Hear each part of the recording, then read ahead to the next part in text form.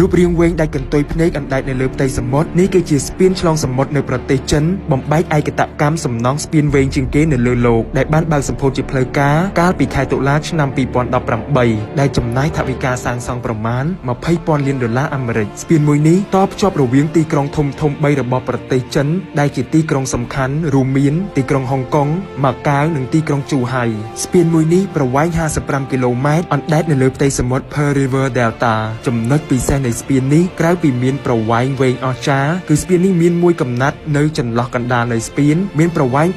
6.7 គីឡូម៉ែត្រគឺត្រូវសង់ចុះក្រោមសមុទ្រដែលមានជម្រៅជាង44 ម៉ែត្រដែលរងក្រោមសមុទ្រនេះតភ្ជាប់កោះសុបតិមិត្តចំនួន3ការសង់ចុះទៅក្រោមនេះគឺហេតុផលដើម្បីបញ្ជិះចរាចរណ៍នាវាដែលមានប្រមាណ 4,000 គ្រឿងឆ្លងកាត់សមុទ្រនៅក្នុងតំបន់មួយនេះហើយទម្រាំតែលេចជារូបរាងស្ពានដ៏អស្ចារ្យមួយនេះគឺត្រូវ